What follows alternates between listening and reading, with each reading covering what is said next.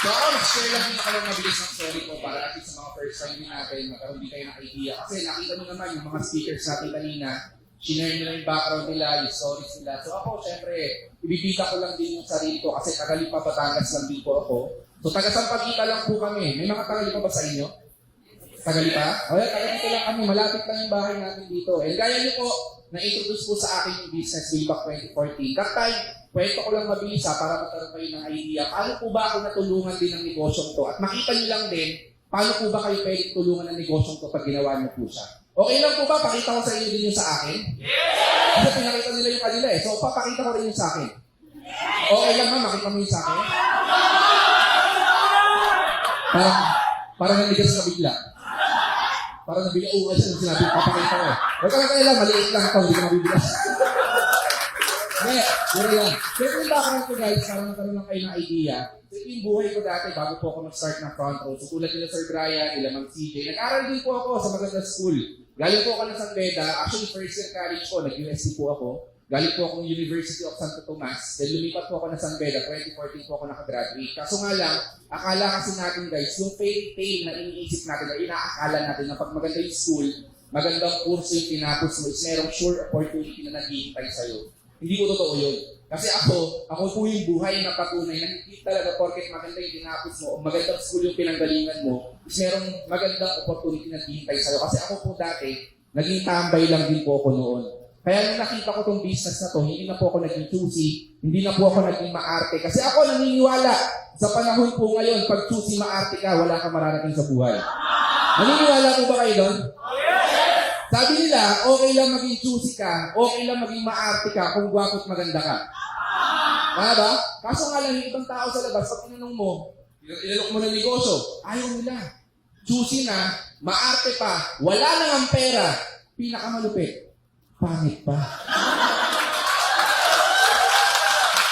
Ang tawag ko, sumpa eh. Kaya ako, nung nakita ko itong negosyo ko, naging practical na nga lang nun ako. Kasi sabi ko po that time, wala akong alam, nakitaan din, na gaya ko na sa negosyo ko, na kaya kong kumita ng malaking pera sa maikling panahon. Kasi tulad niya ngayon, tulad yung sinabi ni Sir Brian kanina, ang basic salary po, kung mag-a-apply tayo tapos fresh graduate ka, isa kadalasan 10, 15, 20,000 a month lang. Walang fresh graduate na i-offer sa'yo 50,000 buwan-buwan. Meron ba? Tsaka kung iisipin nyo na mabuti, hindi mga nag-aaral dito o mga nakagraduate na dito. Tingnan nyo to guys ha, lahat ba na nakagraduate ngayong taon, lahat ba may trabaho? Yung nakagraduate last year, may trabaho. 5 years ago, may trabaho. Yan katabi mo, may trabaho. Sa hirap ng buhay ngayon, swerte mo kung may tinatawag ang trabaho kasi ang uso ngayon, contractual. Tama ba? Uso, tanggalan, hindi tanggapan. Pero ako dati guys, dapat ang pagpapasukan ko before, bangko. Either Metro Bank or BDO po yung papasukan ko dati. Pero nung nakita ko itong negosyong ko, alam nyo, mas kinonsider ko siyang gawin. Alam mo kung bakit? Una sa lahat, ang nagustuhan ko dito, walang boss. Sabi ko, hindi ako nag-aral ng 16 years para maging sunod-sunuran sa ibang tao. Sa magnanay ko nga, pag inuutusan ako, ang hirap sumunod. Ba? Paano ba pag hindi mo kakilala yung mag-uutos? Mas mahirap yun. Then pangalawa, ang maganda sa kanya, hawak mo yung oras. Wala kang timing, wala kang time out. Nagagawa mo yung mga bagay na gusto mong gawin habang bata ka. Kasi ako bata pa lang din, business-minded na po talaga ako. Hindi po ako against sa work ha. Sino yung mga working sa inyo? May mga trabaho ba? Wala na, tanggal na lahat. Hindi ako against yan. Pero alam natin guys, kung gusto mong kumita ng malaki, lagi po yan nasa pag-negosyo.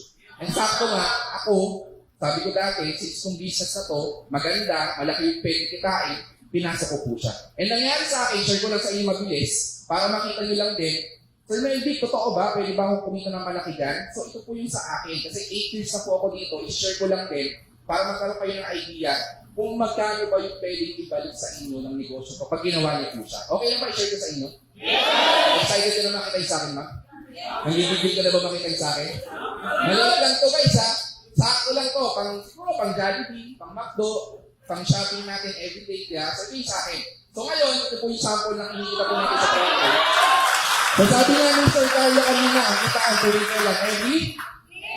So ito yung sample na kinikita po natin dito sa front row. Kumikita tayo dito ng 114,850 pesos.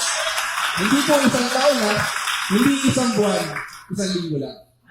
Sabi ko dati nung bago ko kumita ako isang beses lang sa loob ng isang beses lang sa loob ng isang taon. Ganitong kalaking pera, pwede mo sa akin. Yeah, sa inyo okay lang? Paano pa buwan-buwan? Masasarap? Paano pag linggo-linggo? Nakaka-hyper. Yeah? Alam mo, kaya kami hyper na hyper kami dito. Kasi ikaw ba naman kumita ganyan kalaki, linggo-linggo, di ka ma-hyper. Tama ba? Tignan mo yung mga nagtatrabaho sa labas, hyper din. Hypertension, nalita sa sahod eh. Tama ba? So, kagandahan na ito, hindi mo pa ubos, hindi lang ka ng 7 araw, meron pa akong magkano, 88,000. After a week, meron pa akong 38,000. After a week, meron pa akong 66,000. After a week, meron pa akong 54,000. Isang buwan ko, kumita po ako ng 357,000 per 1 month. O sa mga lalaki, baka naman sabihin nyo, Sir Melvick, ayoko nang maganda sana yung trotro kasi hindi nakakalalaki. Pero maniwala ka sa akin o hindi, yung kinikita namin dito, mas lalaki pa sa'yo. Ano sa panahon ngayon guys, ako naniniwala, hindi na mahalaga kung may muscles ka lang. Hindi na mahalaga kung may abs ka. Hanggang bato. O yung dimple mo kasi lalim ng tumbong mo. Alam mo mahalaga ngayon, tanongin mo ko ano? Kung magkaan kinikita mo kasi bakit yun yung halaga ko? Bakit? Pag nagkaanak ka, pwede mo ba pakain sa anak mo yung abs mo? Anak, kainin mo yung abs ka pa, tayo ngayon eh. Pwede ba yun? Tsaka yung mga babae kung tatanungin ko kayo ngayon, anong mas gusto nyo? Magandang future o magandang lahi? Ikaw ma'am, kung tatanungin kita ngayon, magandang future o magandang lahi? Future. Ikaw ma'am. Future din. Ikaw ma'am. Future din. Ikaw ma'am. Future. Sino pang babae? Si ma'am. Ikaw na nakaret. Future din. Pero kung naka James Hick, binarana ka. Hubog-hubag. Nakalabog lang. Sumagot ka. Paano ba binili mo magandang lahi? Diba? Ang hirap nun. Diba? Paano ulit pag nagkapamilya ka? Ano sasabihin mo sa mga anak mo? Ang gagawin at maganda naman ng mga anak ko. Manang-mana kayo sa papa nyo. Sige na, mamalimos na kayo sa labas. Kakandaan nyo guys ha, ang lalaking walang pera, mataba utak niyan. Tingnan mo, di ba sa mga magjowa, ano tumatagal taon-taon ang tawag doon? Anniversary. Ayain ka niya mag-date, dadalhin ka sa restaurant, uupo ka ng boyfriend mo, pag hawak ng menu ng boyfriend mo, saan nakatingin yan? Sa kanan. Bakit? Nandun yung presyo. Wala akong pakialam, libre ko to, elepante ko. Ito mukhang masarap. 15 pesos lang. Sisilo, sibuyas, sinangag, itlog. Yeah? Alam mo, hindi mo tsokolate dyan. Bulaklak, pagmansarin nyo, palaspas. Sampagita, kalatuchi, ano yung ginawa pa sa yung jowa mo. Tama mali. Diba? Kasi sa panahon ngayon guys, hindi na importante, aanhin mo yung pag-ibig na wagas kung wala ka namang pambili ng bigas. Aanhin mo yung magandang itsura kung wala ka namang pera. Tama mali. Guys, hindi kami nandito para yabangan ka. Hindi kami nandito para inggitin ka. Not to brag, but to inspire. Na kung kami, nagawa namin to, gusto ko isipin mo na kaya mo rin. Sinubukan lang namin yung negosyo. Alam mo nangyari sa akin, after a year doing the business, ito po yung binalik sa akin. Gumila rin po tayo ng million. After 4 years, sumita tayo ng 8.1. And dahil gumita tayo ng malaki, nabili po natin yung mga pangarap natin. So nakabili tayo ng, alam naman natin guys, libre mangarap ng mundo. Ba? Pero lahat ng pangarap, meron yung presyo, meron yung bayad. So ito sa akin guys, at the age of 22 years old, nakabili po ako ng first car ko, ito yung brand new Honda CRZ. So hindi sa inyo, hindi pa na, hindi bigay.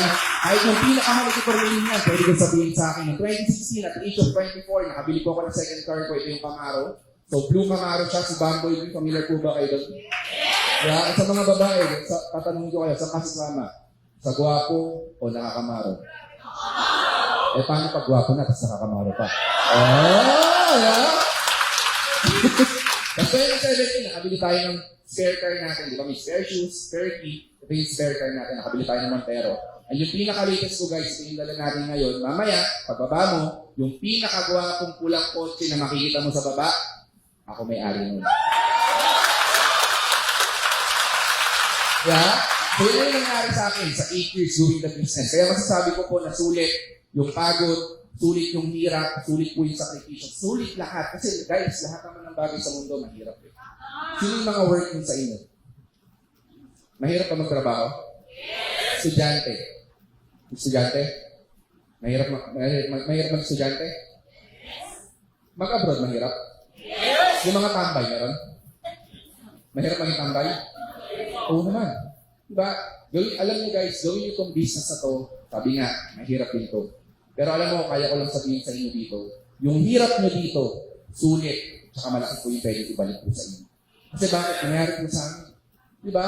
So ngayon, since nakita nyo naman kung gaano kasulit, gaano kalaki yung pwedeng ibalik sa inyo guys. Share ko na lang din, yung hindi ko magagawa to nang ako lang mag-isa.